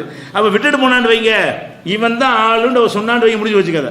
அதனால என்ன செய்யறான்? முதல்ல பாலியல் பலாத்காரம் பண்ணுறானா, பண்ணி டக்குன்னு யோசிக்கிறான். இப்படி விட்டுட்டு போனோம்னு சொன்னால் இவன் என்ன செய்வா? கரெக்டாக நம்மளை சொல்லிடுவா, இவன் தான் ஆளுன்னு சொல்லி கரெக்டாக இனம் காட்டி விடுவாள். நம்மளை கூட்டி கொண்டா சந்தேகத்தில் கொண்டாந்து காட்டினா கூட ஆமான்னு சொல்லி அடையாளம் காட்டி விடுவாள். அப்போ நம்ம என்ன செஞ்சிருவோம்? மாட்டிக்கொள்வோம், முடிச்சிருவோங்கிறான். பெண்களுடைய கற்புக்கு மட்டும் இது பாதிப்பாக இல்லை. இந்த குறைந்த ஆடை அவங்களுடைய உயிருக்கும் அவங்க வாழ்க்கைக்கும் உழைய வைக்கக்கூடியதாக இருக்கிற காட்சியை பார்க்குறோம். அப்போ இதுதான் யதார்த்தமான ஒரு நிலைமைன்னு தெரியும் பொழுது இதை எப்படி இதை மாற்றணுங்கிறது வழங்க மாட்டேங்குது. ஆனால் அதே நேரத்தில் என்னென்னு கேட்டால், உலகத்தில் நம்மளை அறியாமலேயே ஒரு பக்கம் இந்த அறிவுஜீவின்னு ஒரு எழுதிட்டு இருக்காங்கல்ல, அவங்க சிரித்து கொண்டு வர்றாங்க. இப்போ அறிவுஜீவிங்கிறவங்க என்ன செய்கிறான்? ரொம்ப குறைந்து போய் அவன் வாதத்தில் வலிமையற்று போய் அவன் சொல்ல ஊர் உலகமே கேட்காம போய் அசிங்கப்பட்டு போகிற அளவில் அவங்களுடைய வாதங்கள்லாம் இருக்குது. பேப்பரில் எழுதுறானே இது வேற காசுக்காக வேண்டி அவனுடைய வாதம் மக்கள்கிட்டையோ பொதுவான இடங்களில் எடுபடுதான்னு கேட்டால் எடுபடலை. இஸ்லாம் சொல்லக்கூடிய கருத்தை நோக்கி தான் எல்லாரும் என்ன செய்கிறாங்க, வர்ற மாதிரி இருக்கிறாங்க. அதுக்கு சான்றாக நம்ம சொல்வதாக இருந்தால் உலகம் பூரா எடுத்து பார்த்தீங்கன்னு சொன்னால், இப்போ இலங்கை, இப்போ பக்கத்து நாடு இலங்கை இருக்குது, உதாரணமாக சொன்னேன். இலங்கையில் ஒரு அமைச்சர் என்ன செய்கிறாரு, இலங்கை புத்தர்களுடைய ஒரு நிகழ்ச்சியில் அவர் பேசுகிறார். அது பேசும்போது என்ன செய்கிறாரு, அவர் சொன்ன வார்த்தை அப்படி சொல்கிறேன், எங்களது பெண்களை பாருங்கள். யாரு, அவங்க பெண்களை சொல்கிறாரு. அந்த புத்த மதத்தினுடைய நாட்டுடைய இலங்கையுடைய அமைச்சர் சொல்கிறாரு, எங்களது பெண்களை பாருங்கள், ஒன்று கைகள் இல்லாத மிகவும் குட்டையான ஆடைகள் அணிகின்றனர். கை இருக்காது, பெண்களுடைய ஆடைக்கு என்ன இருக்காது, கை இல்லாத ஆடை அணிகிறார்கள், குட்டையான ஆடை அணிகிறார்கள். அரைகுடைய ஆடை அணியும் பெண்களே எல்லா விதமான பாலியல் வன்முறைக்கும் காரணம் அவர் சொல்றார். அதே நேரத்தில் முஸ்லீம் பெண், அவரே சொல்றார், முஸ்லீம் பெண்களை பாருங்கள், உடல் முழுவதையும் மூடிக்கொள்கின்றனர், தலையும் மூடப்பட்டுள்ளது. இத்தகைய பெண்கள் ஆண்களை தூண்டுவதில்லை. யார் சொல்றா, இலங்கையில் உள்ள ஒரு அமைச்சர் என்ன செய்கிறாரு, இதை பொது இடத்துல பகிரங்கமாக பப்ளிக்காக சொல்லுகிறார். அப்போ அவர் சிந்திச்சு பார்க்குறான், ஏன்டா இது இவங்க பொண்ணு கூப்பிட மாட்டேங்கிறான், அவமான ஒரு மாதிரி ஆகுறான், இவங்களோட ஆடை இருக்கிற மாதிரி இல்லை, அவங்களுடைய ஆடை கூப்பிடுற மாதிரி இருக்கிறது, அப்படிங்கிற மாதிரி ஒரு இலங்கை அமைச்சர் சொல்லக்கூடிய ஒரு காட்சியை நம்ம பார்க்குறோம். அப்போ எது சரின்னு திரும்புகிறாங்கன்னு பார்த்தீங்களா, இவங்க அறிவிச்சு ஒரு பக்கம் எழுதிட்டு இருக்கிறான், இன்னொரு பக்கம் என்ன கருத்து மேலோங்குகிறது, இதுதான் சரி, இந்த மாதிரி ஆடையை நோக்கி திரும்புறது தான் சரி என்ற காட்சியை பார்க்குறோம். அதே மாதிரி நாட்டான் தன்செயர் அப்படிங்கிற ஊரில் மவுல்டன் என்று ஒரு பள்ளி இருக்கிறது, அறிவியல் பள்ளிக்கூடம். அதில் 1300 மாணவிகள் படிக்கிறாங்க, பெண்கள் படிக்கக்கூடிய பள்ளிக்கூடம். 1300 மாணவி, பிரிட்டனில், எந்த பிரிட்டன் இதெல்லாம் தூண்டி ஆம்பளைக்கு புற்றுநோய் உண்டாகிட்டு இருக்கிறாங்களோ அந்த பிரிட்டனில் தான் நடக்கிறது. 1300 மாணவியர் படிக்கிறாங்க. இப்போ அவங்க என்ன செய்கிறாங்கன்னு கேட்டால், இனிமேல் பெண்கள் குட்டப்பாவாடை அணியக்கூடாது, தொட தெரியக்கூடாது, காலை மூடிக்கொண்டு தான் வர வேண்டும். அவங்க அந்த மாதிரி அணிகிறதுனால அது ஆண்களை இது பாதிக்கிறது, மாணவர்களை இது பாதிக்கிறது. இனிமேல் இந்த பள்ளிக்கூடத்தில் அதுக்கு அனுமதி இல்லைங்க. அறிவியல் படித்து கொடுக்குறதுனால, அறிவியலை கொண்டு சிந்திச்சு பார்த்து என்ன முடிவுக்கு வர்றாங்க, இங்கே உள்ள பல மேட்டர்களுக்கு காரணமே இந்த மாணவிகளுடைய ஆடை தான் என்று சொல்லி இனிமேல் இந்த ஆடை இல்லைன்னு சொல்லி தடை செய்துவிட்டு கொஞ்ச நாளைக்கு ரிசல்ட்டை பார்த்துட்டு சொல்கிறாங்க, தற்போது நாங்கள் நடைமுறைப்படுத்தி வருகிற, அந்த தலைமை ஆசிரியர் சொல்கிறாரு, இந்த சீருடை, அதாவது உடம்பை மறைத்து கொள்ளக்கூடிய அந்த சீருடை இருக்குது, இதில் மாணவியர்களின் பாதுகாப்பு உறுதி செய்யப்பட்டிருக்கிறது. இதுக்கு முன்னாடி வரைக்கும் கடத்திக்கிட்டு போகிறதும், கற்பழிக்கிறதும், பெண்களை சீண்டுவதும், அவங்களை ஈவ்டீசிங் பண்ணுவதும், இப்படி பல விஷயங்கள் அடிக்கடி நடந்து கொண்டே இருந்தது. அது பெருமளவுக்கு குறைக்கப்பட்டு இன்றைக்கி பெண்கள் பாதுகாப்பாக இருக்கிறாங்கன்னு சொல்லி ஒரு சட்டத்தையும் போட்டுவிட்டு அது கொஞ்ச நாளைக்கு இப்போ ரிசல்ட்டையும் என்ன செய்கிறாங்க, அவங்களே இது நன்மையை தருகிறதுங்கிறாங்க. இப்போ அறிவிச்சு எங்கே போய் டவுன்லாம் போச்சா, இவன் எழுதி கிடக்க வேண்டியதான். சிந்திக்கிறவன் என்ன செய்யறான், ப்ராக்டிக்கலாக இருக்கு, அவனுக்கு தான் தெரியும். அந்த பள்ளிக்கூடம் நடத்துகிறவனுக்கு தெரியும், என்ன மேட்டு தெரியும், என்னடா இது இப்படி நேற்று அந்த 2 3 4 அப்படி நினைக்கிற பள்ளிக்கூடம் நடத்துறது தெரியுமா இல்லை, பள்ளிக்கூடம் நடத்தினா 2 மாணவி தூக்கிட்டு போயிட்டாங்கன்னு வருது, நாளைக்கு பார்த்தா 3 மாணவி 5 பேர் கூட்டிகிட்டு போயிட்டாங்கன்னு வருது. இப்படிலாம் என்னடா இப்படி அடிக்க நடக்கு, என்னடா காரணம்னு சொல்லி அவனுக்கு தானே கவலை இருக்கு, அவனுக்கு தானே வருத்தம் இருக்கு.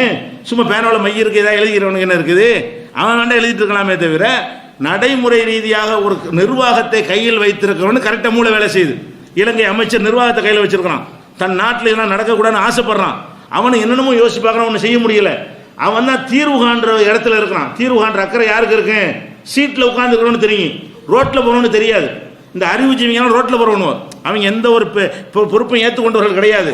அவங்க இந்த மாதிரி பெண்களை வைத்து ஒரு பள்ளிக்கூடமோ கல்லூரிகளோ நடத்தி, அல்ல ஒரு மாநிலத்தை அரசாங்கத்தை ஒரு முதலமைச்சராக பிரதமராக இருந்து நடத்தியிருப்பார்களே. ஆனால் இதெல்லாம் நடக்க தலையில் கையை வச்சுக்கிட்டு என்னடா போட்டு பார்வான்னு வாடுறாங்க, டெய்லி இதே கேஸாக இருக்குது, அரசாங்கம் என்ன செய்யுது, போலீஸ் என்ன செய்யுது, இராணுவம் என்ன செய்யுதுன்னு கேட்குறாங்க.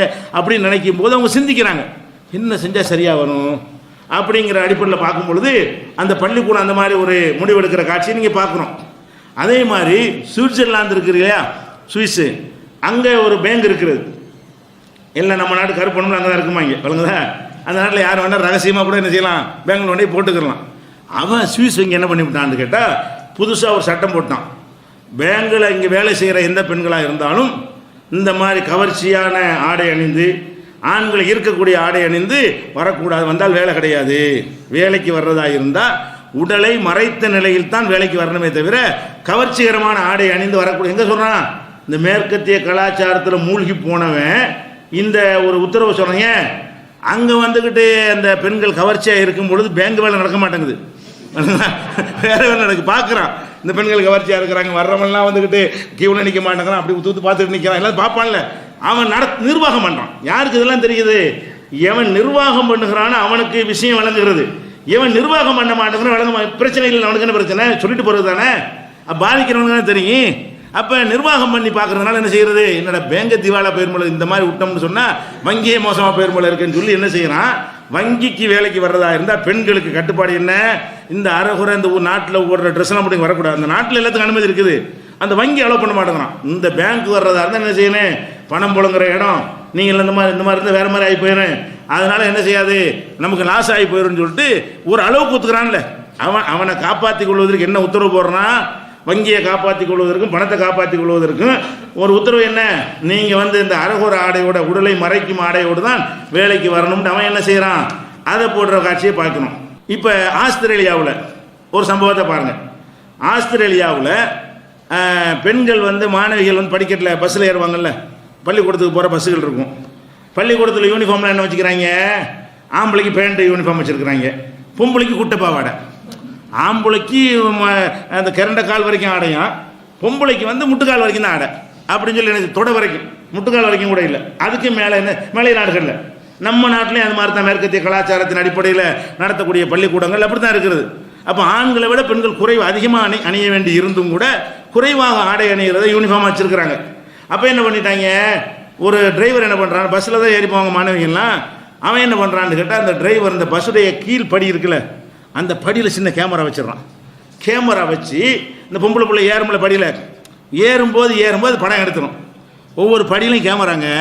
பஸ்ஸுடைய படிக்கட்டில் 2 படி 3 படி இருக்குமா இல்லையா, அந்த படிக்கு அடியில் கேமரா வச்சிடறான். அந்த கேமரா கீழேருந்து படம் எடுக்குது. தொட வரைக்கும் தான் ட்ரெஸ் இருக்குது, கீழேருந்து படம் எடுத்தால் பெண்கள் அப்படியே அச்சு அசல் ஆபாசமாக எடுத்து அதை கண்டுபிடிச்சி விட்டாங்க. இந்த டிரைவர் எப்படி பண்ணுறான்னு சொல்லி பெரிய சுவாயி அடி தர்மடியெல்லாம் கொடுத்து கடைசியில் அவனை ஜெயிலில் கோர்ட்டில் கொண்டு போய் 7 மாத சிறை கொடுத்துருக்குறாங்க. இப்போ அங்கே என்ன கேள்வி வருது, இந்த குட்டப்பாவாடை தேவையா? முழுமையாக அணிஞ்சிருந்தால் படியில் ஏறும்போது என்ன எடுக்க முடியும்? முழுமையாக ட்ரெஸ் அணிஞ்சிட்டு படியில் ஏறினா என்ன தெரியும்? ஒன்றுமே தெரியாது. நீ குட்டப்பாவாடை அணிய போய் தானே கீழேருந்து கேமரா வச்சு எடுக்க முடியுது. நீ தொட வரைக்கும் காட்டுறது உள்ள வரைக்கும் போய் பார்க்குது. அப்போ அந்த மாதிரி செய்வதற்கு என்னடா காரணம்னு இங்கே விவாதம் இப்போ நடந்துகிட்டு இருக்குது. ஒருத்தர் மாட்டின பிறகு, மாட்டாத வரைக்கும் பிரச்சனை இல்லை. இப்போ மாட்டின பிறகு என்ன வருது, ஆகா நம்ம நாட்டிலையும் இதுக்கு ஒரு ரூல் கொண்டு வரணும் போல இருக்க, பெண்கள் இந்த மாதிரி ஆபாசமாக எடுத்து பண்ணுறாங்கன்னு சொல்லி அது மாதிரி பண்ணுறாங்க. அதே மாதிரி கம்யூனிசம், நாங்கள் தான் உலகத்தில் சீர்திருத்தத்தை கொண்டு வந்தவங்க முற்போக்காளர்கள் என்றெல்லாம் சொல்லக்கூடிய சைனாவை எடுத்துக்கிறங்க. அவன் எல்லாத்துலேயும் இரும்பு கரம் கொண்டு மனிதருக்கு சுதந்திரமாக கொடுக்க மாட்டான். இரும்பு குரம் கொண்டு என்ன செய்வான், அடக்குவான். எது நல்லது நான் தான் தீர்மானிப்பேன், உனக்கு உரிமை கிடையாதுமா. அப்படியான ஒரு நாட்டில் என்ன செய்கிறான்னு கேட்டால், அவன் இப்போ உத்தரவு போட்டிருக்கான். பீஜிங், அந்த தலைநகரம் இருக்குல்ல, பெய்ஜிங்னு சொல்லுவாங்க இல்லையா, அங்கே ஒரு ஆர்டர் போட்டிருக்கான். என்னன்னு கேட்டால், இனிமேல் குட்டைப்பாவாடை அணியக்கூடாது. யார் பெண்கள் என்ன செய்யக்கூடாது? அதுதானே 1400 வருஷமாக சொல்லிட்டு இருக்கிறோம். 1400 வருஷமாக சொல்லும்போது பிற்பம் கொண்டாங்க. இது காட்டுமிராண்டி தானே, பெண்களோட உரிமை பறிக்குதுன்றாங்க.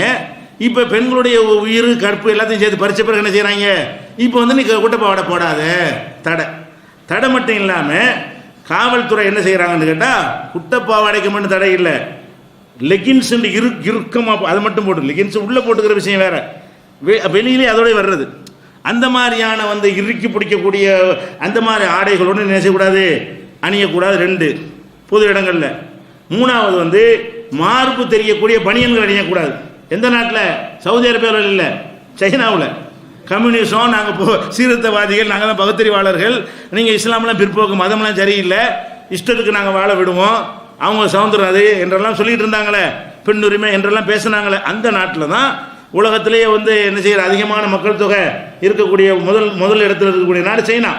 அவ்வளோ மக்களுக்கு என்ன கட்டளை போடுறான், குட்டைப்பாவாடை கூடாது, இறுக்கி பிடிக்கிற ஆடக்கூடாது, பனியனை மட்டும் போட்டுவிட்டு என்ன செய்கிறது, பனியன் போட்டால் அந்த மார்பகத்தை தூக்கி காட்டுமா இல்லையா, அந்த மாதிரியான ஒரு அடிப்படையிலான ஆடைகளும் பெண்கள் அணியக்கூடாது. அது மாத்திரம் கிடையாது, இது எதனால செய்கிறான்னு கேட்டால் அதுக்கு ஒரு காரணம் இருக்குது. பஸ்ஸில் ஏறுறாங்கல்ல, பஸ்ஸில் மேல் பகுதி கீழ்ப்பகுதி இருக்குது, அந்த நாட்டில் இருக்குமா. பஸ்ஸுடைய பேருந்து அமைப்பில் கொஞ்சம் மேடான பகுதி, கொஞ்சம் பள்ளமான பகுதி, ஏர்போர்ட்லாம் அந்த மாதிரி வச்சுருப்பான். அந்த மேடான பகுதிகளில் வந்து பெண்கள் உட்காந்துருப்பாங்களா, பெண்களை ஒதுக்கி வச்சுருந்தான். கீழ் பகுதியில் ஆண்கள் உட்காந்துருப்பான். இவங்க குட்டைப்பாவடை போட்டுக்கிட்டு அதை உட்காந்து என்ன செய்யும், கீழேருந்து மேலே பார்க்குறான். அவன் மேலே இருக்கிறான், இவன் கீழே இருக்கிறான், குட்டைப்பாவடை போட்டுருக்கா. இப்போ எல்லாம் செல்ஃபோனு, பெண் கேமரா ரொம்ப நவீன அட்வான்ஸ் ஆகி போச்சு. அதில் போட்டு படத்தை எடுத்துட்டு படை போட்டானு நெட்டில். பொம்பளை பிள்ளைகளை தொடையை மட்டும் காட்டிகிட்டு இருக்கு உட்காந்துருக்கிற பொம்பளை பிள்ளைகளை தொடைக்கு உள்ளேயும் போய் கேமரா விட்டு எடுத்து என்ன செய்கிறாங்க, உயரத்தில் இருக்கார்ல, உயரமான இடத்துல இருக்கிறனால கீழே இருந்து ஆம்பளை கீழே, பொம்பளைக்கு உயரமான இடம், இப்படி உட்காந்து பார்த்து செய்கிற கரெக்டாக அந்த கேமராவில் எடுத்துறது. கேமரா எடுத்து யாருக்கும் தெரியவும் செய்யாது. செல்ஃபோன் தான் கூட தெரிஞ்சு போயிடும். பட்டனில் கேமரா இருக்கிறது, பேனாவில் கேமரா இருக்கிறது, சாவி குத்தில் கேமரா இருக்கிறது, எதில் வேணாலும் கேமரா, கையில் கட்டிக்கிற வாட்சில் கேமரா இருக்கிறது. இப்படி வச்சுருந்தா போதும், அவ்வளோ கேமரா தான் எடுத்துட முடியும். இந்த மாதிரி என்ன செய்கிறாங்க, அவ்வளோ கண்டுபிடிக்கிறவன் தான். இந்த கேமரா கூட பஜாரில் விற்கிறதுனா எல்லாம் சைனா தயாரிப்பு தான். இந்த கேமரா தயாரிக்கிறவன் அவன் தான். தயாரித்து உலக நாட்டுக்கெல்லாம் சப்ளை பண்ணுறானா, அவன் நாட்டுக்கு கிடைக்காம இருக்குமா? எல்லார் கையிலும் இது இருந்துகிட்டே இருக்கிறது. கண்ணாடியில் கேமரா இருக்குது, கண்ணாடி இருக்குங்கன்னு வச்சுருப்பானு. சும்மா ஸ்டைலு கண்ணாடி போட்டுன்னு நினைப்பீங்க, இப்படி உங்களை பார்க்குற மாதிரி இருக்கும். அது எல்லாத்தையும் ஃபோட்டோ எடுக்கணும். அப்போ அந்த மாதிரி ஒரு காலத்தில் ஏற்கனவே வாழ்ந்துகிட்டு இருக்கிறோம். அப்போ என்ன பண்ணிட்டாங்கன்னா, நெட்டில் வருது படங்கள்லாம், இந்த ஒழுக்கமான பிள்ளைகள் அறியப்பட்ட அந்த மாதிரி தப்பு தண்டா போகாத மாணவிகளுடைய படங்கள் எல்லாம் இணையதளத்தில் எப்படி வருது, முழுமையாக அவங்களுடைய ஜட்டி வரைக்கும் போய் எடுக்கிற மாதிரி, உள்ளாட போடாமல் இருந்தால் இன்னும் மோசமாக வரலாம், எடுத்து பரப்பி விட்டாங்க நெட்டில். என்னடான்னு ஆய்வு பண்ணி பார்த்தா எல்லாம் பஸ்ஸில் எடுத்து தான் இருக்குது. அப்புறம் என்ன பண்ணிட்டான், இனிமேல் வந்து பஸ்ஸில் வந்து கீழே தான் நீங்கள் பொம்பளை உட்காரணும், மேலே தான் ஆம்பளை உட்காரணும், இடத்த மாற்றி விட்டான். என்ன செய்ய, பஸ்ஸில் மேட்டு பகுதியில் வந்து ஆம்பளை உட்காந்துங்க, மேலே வந்து என்னது பாப்ப நீ, அப்படி குட்டப்பாவடையும் தடை செஞ்சுட்டான். தடையை செஞ்சு விட்டு மேலே இருந்து என்ன செஞ்சுக்க நீ, ஆம்பளை மேல் பகுதியில் ஏறி பொம்பளை கீழே ஏறின்னு சொல்லிட்டான். அது போக மாடி பஸ் இருக்கும்ல, மாடி பஸ்ஸில் என்ன சட்டம் போட்டான்னு சொன்னால், பெண்கள் வந்து மாடி பஸ்ஸில் படியில் நிற்கக்கூடாது. படியிலண்டா என்ன அவன் கீழேருந்து இப்படி பார்க்குறான். ஏன் கீழேருந்து பார்க்குறான், நீ போட்டுக்கிற ட்ரெஸ்ஸு புர்கா போட்டு பார்க்க முடியுமா? எதனால பார்க்குறான், ஒழுங்கான ஆடையை போட்டிருந்தா அது என்னது பார்க்க போகிறோம்னு பார்க்க முடியாது. நீ போட்டுக்கிற தொடை தெரியக்கூடிய ஒரு ட்ரெஸ்ஸை போட்ட காரணத்தினால படியில் நிற்கிற பெண்களை என்ன செய்யறான், கீழே இருந்துக்கிட்டு ஊத்து ஊத்து பார்க்குறானா, பார்க்குறோம் நிப்பாட்டுறது இல்லை. இந்த ஆஸ்திரேலியாவில் டிரைவர் செஞ்ச மாதிரி என்ன செய்யறான், கேமரா வச்சு எடுத்துருவோம் செஞ்சிடறான். பார்த்துட்டு போகிறோன்னு சில பேர் இருக்கிறான், கேமராவோட எடுத்துருவோம்னு செய்யறான். அதனால் படியில் நிற்காதீர்கள், அந்த பாதுகாப்பு தானே நாங்கள் சொல்கிறோம். இதைத்தானே படைச்ச இறைவன் இதைத்தானே என்ன செய்யறான், இதாண்டா நடக்கும், ஆம்பளை அப்படித்தாண்டா இருப்பான். அப்போ இந்த நவீன காலத்தில் கேமராவில் வந்ததுனால உனக்கு தெரிகிறது. கேமரா வராத காலத்தில் கண்ணுனால கேமரா எடுத்துகிட்டு இருப்பான், அவ்வளோதானே. அது நடக்கத்தானே செஞ்சு. இப்போ 1000 பேருக்கு சப்ளை பண்ணுறது அட்வான்ஸ் ஆகிருக்கே தவிர, நீ இந்த மாதிரி ட்ரெஸ் போடும்போதெல்லாம் இதன் ரிசல்ட் இப்படி தானே இருக்கும். அப்போ படைச்ச இறைவனுக்கு தெரியும், ஆம்பளைலாம் இப்படி தான் இருப்பான். பெண்கள் இப்படி பல விதமாக ரசிக்கக்கூடியவனாகவும் அவங்களுடைய அந்தரங்கத்தை பார்க்கறதுல ஆசைப்படக்கூடியவனாகவும் தான் இருக்கிறான் அதிகமான பேர்.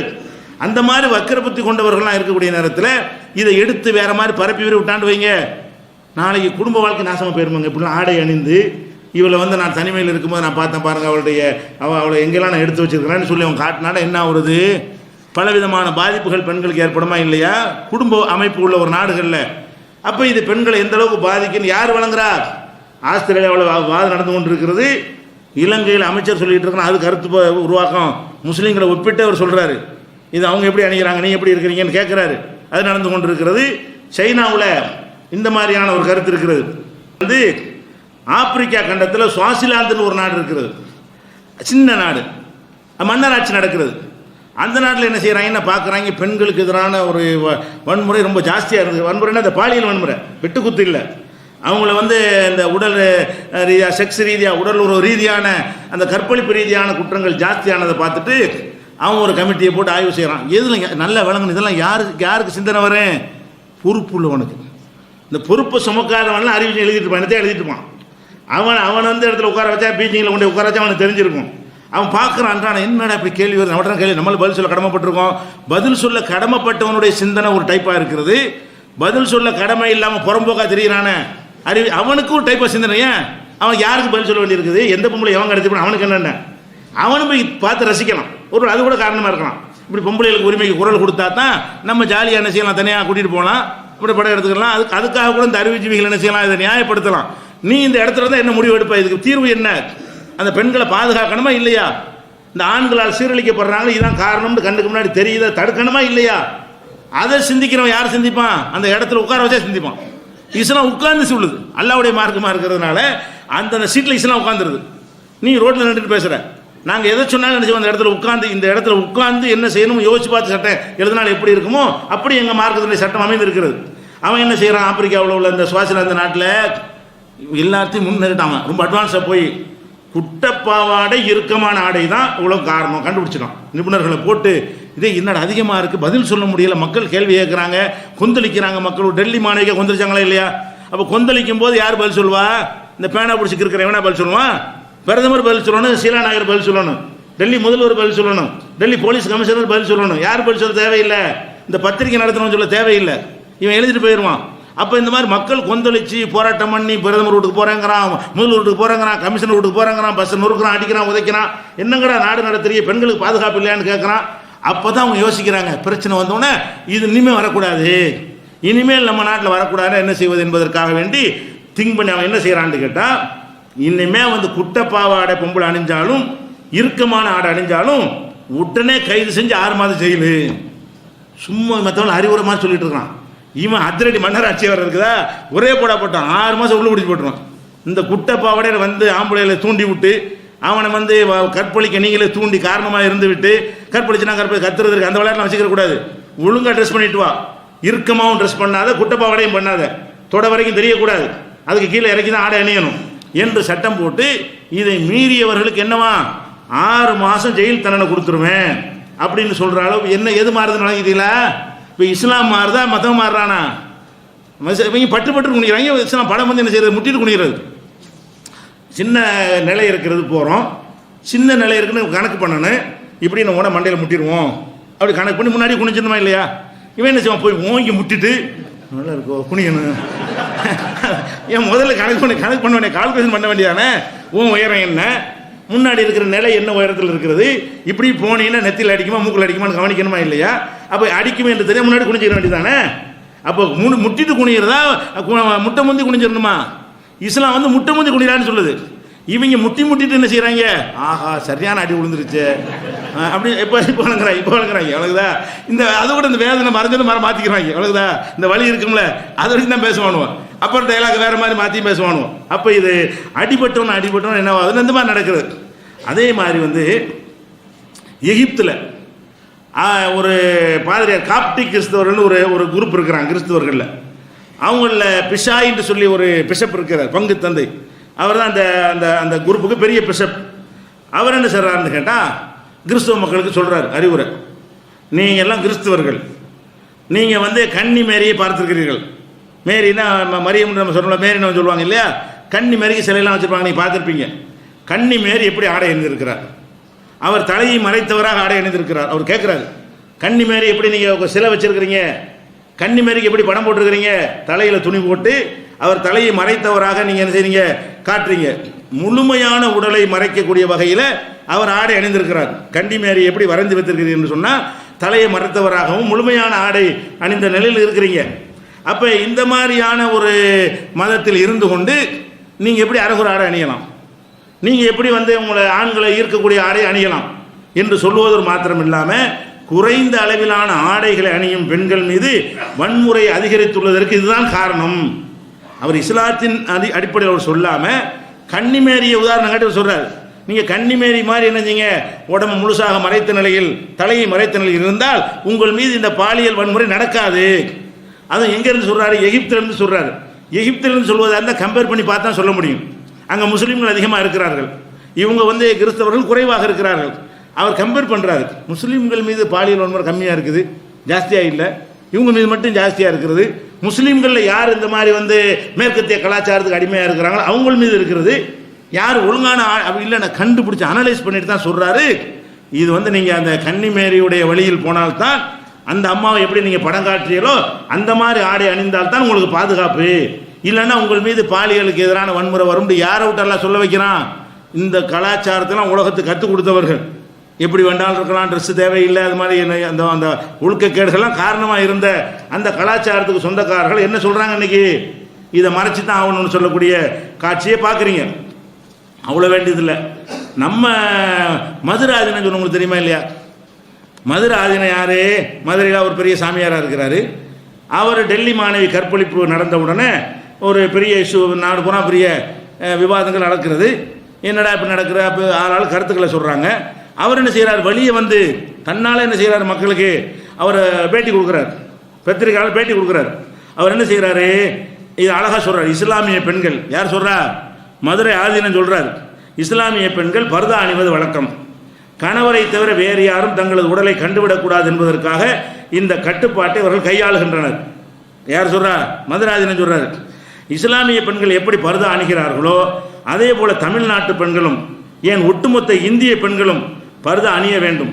பெண்கள் பாலியல் தொல்லைகளுக்கு ஆளாகாமல் தங்களை தற்காத்து கொள்ள வேண்டுமென்றால், ஆண்களின் வக்கர பார்வையிலிருந்து தப்ப வேண்டுமென்றால் அனைத்து பெண்களும் பர்தா அணிய வேண்டும்.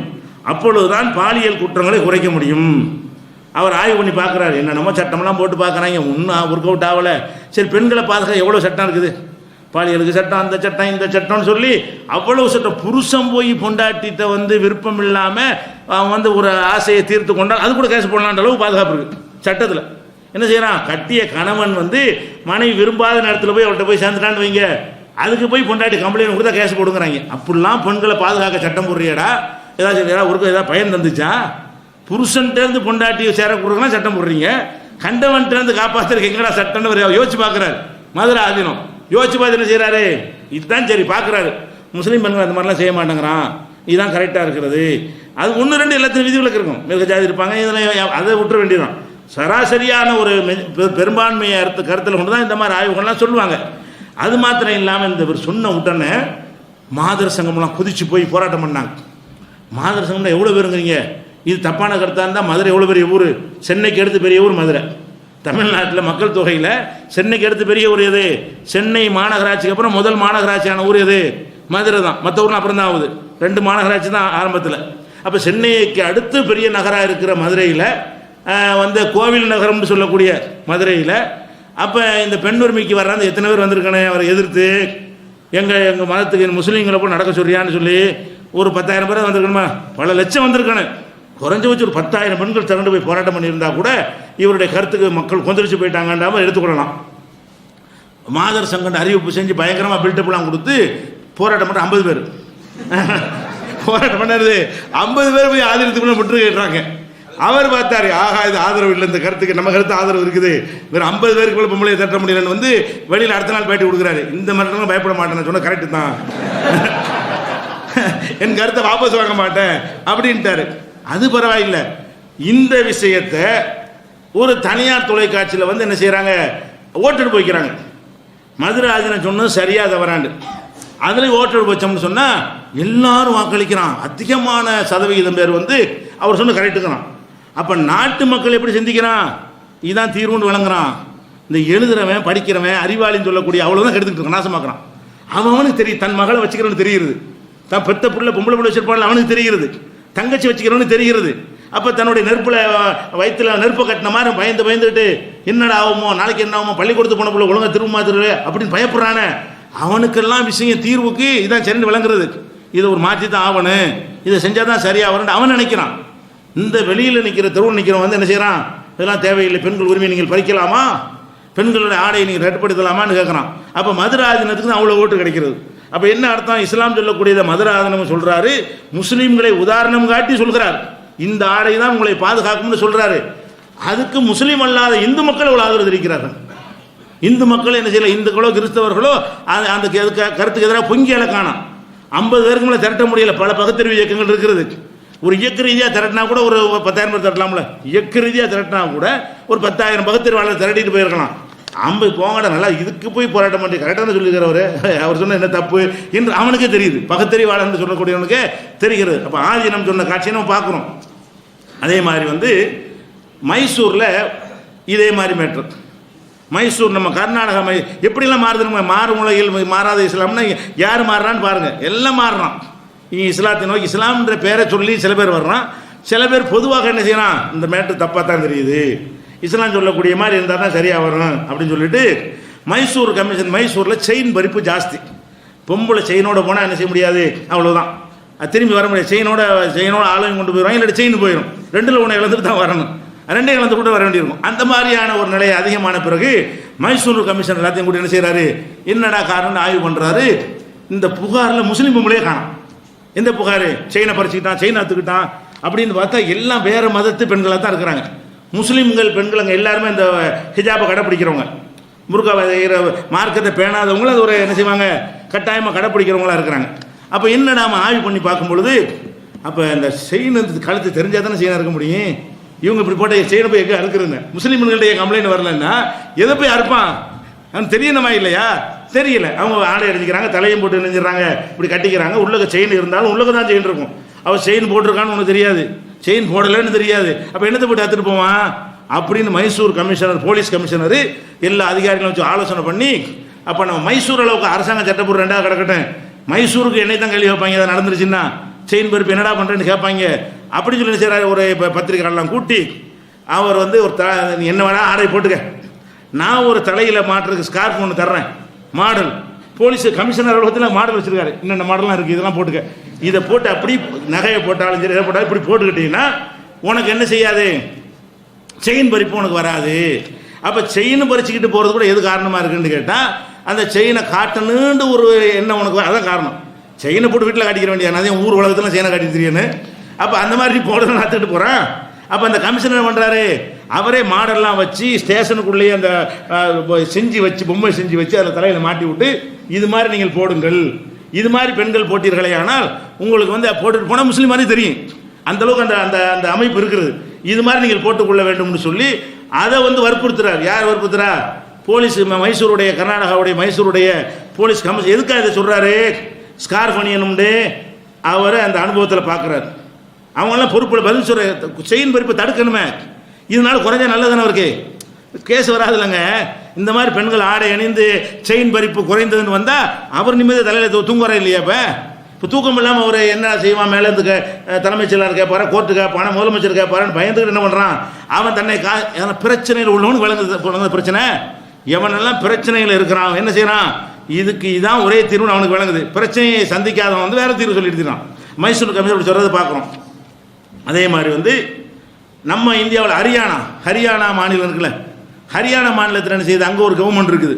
அந்த ஹரியானா மாநிலத்தில் என்ன செய்கிறாங்கன்னா, நீ வெளியில் என்ன தொலைஞ்சிட்டு போ, அரசாங்க அலுவலகத்துக்குள்ளே வர்றதா இருந்தால் பெண்கள் வந்து டிஷர்ட்டு ஜீன்ஸ் போட்டு வராங்க, டிஷர்ட்டோடு வந்துடுறாங்க. பொம்பளை டிஷர்ட் மட்டும் போட்டு என்னது, அது சரியான ஆடையா, அதை வந்து இப்போ பெண்களை வந்து அந்த மறைக்கிற மாதிரி தெரிஞ்சால் கூட அது என்ன செய்யும், அவங்கள வந்து ஒரு வித்தியாசமாக காட்டக்கூடியதாக இருக்கிறது.